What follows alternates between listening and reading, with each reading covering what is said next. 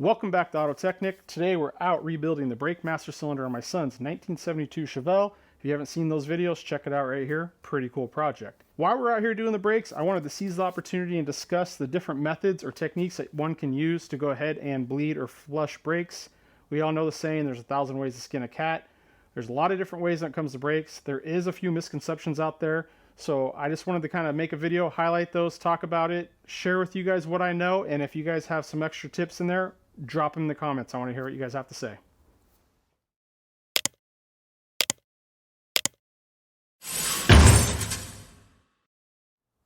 Alright, before we really get into the different ways to bleed brakes, check this master cylinder out. It is a prime example of why you need to flush your fluid at least every 2 years or keep your moisture content in the fluid below 2%.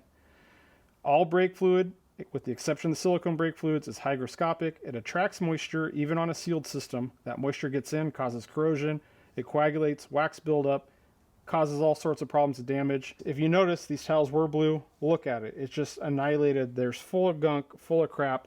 So this is why it's so important. So with that, let's get into the techniques that you can go ahead to use to bleed or flush your brakes. All right, I'm going to start by talking about my least favorite way to bleed brakes. Now, this method you can usually do with one person, and that's where you can use like a pneumatic vacuum tool here and hook this hose up onto your bleeder. You can go ahead and just turn this on and leave it, hook air to it. It's going to go ahead and suck the fluid at the caliper or wheel cylinder through the system from the master cylinder all the way out. Now, if you don't have one of those tools, you can use one of these hand vacuum pumps and do the same thing. Now, I've never really liked using this system. It's just never really flowed and worked well for me.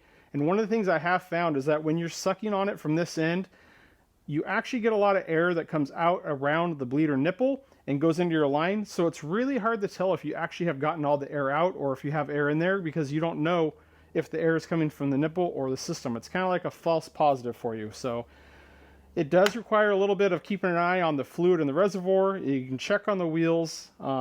It does work.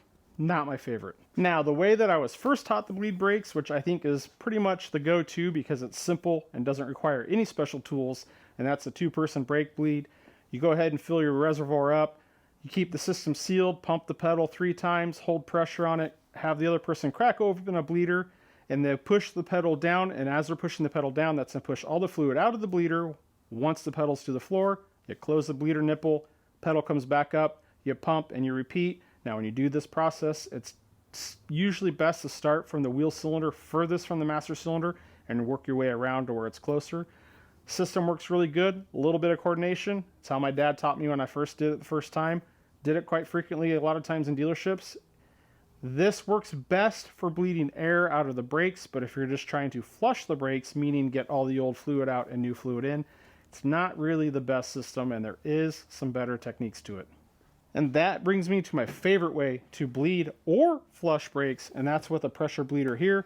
Now, this is a small, pretty handheld unit. You can fill this up with brake fluid. It has just a pump. You go ahead and pressurize this, and you have adapters. These are specific adapters that screw on to the master cylinder.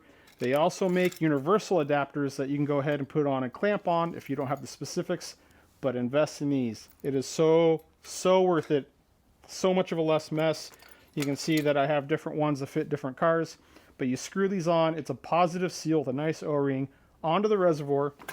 You can fill this up with 2 gallons of fluid, pressurize it. You can see that my hose here is long enough where I used to be able to keep this on the ground, raise the car up into the air, and you can crack the bleeders while you're doing other work on the car, say an oil change. This will force brake fluid through the reservoir, through the master cylinder, out the wheels. You don't have to worry about the air pockets or air getting siphoned in from the bleeder like I discussed with the vacuum tool. This works great to not only bleed the air out of brakes, but it also works great to flush the fluid out.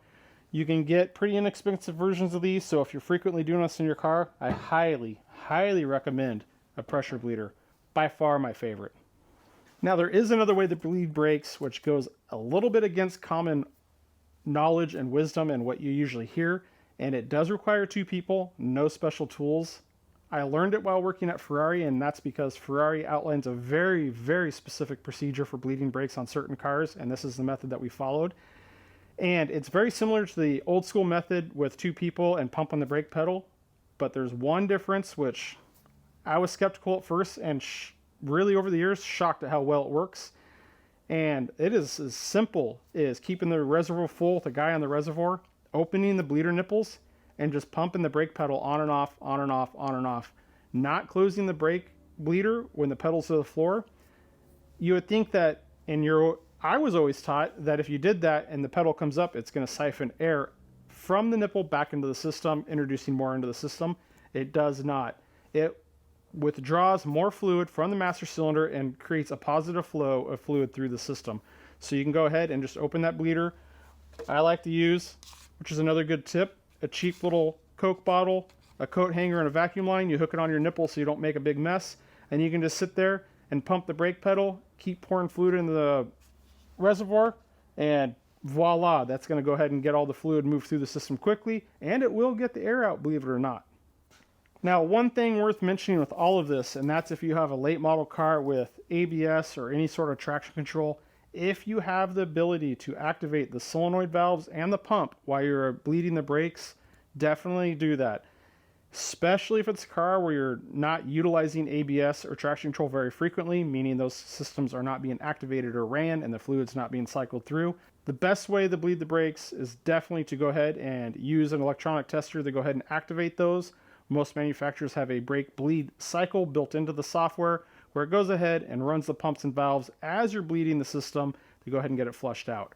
Now, when you're using the computer to bleed the system on bleeding the brakes, I've done that with the pressure bleeders, and I've also done it with the two-man brake bleed, leaving the bleeder nipples open the entire time, and I've had great results with both.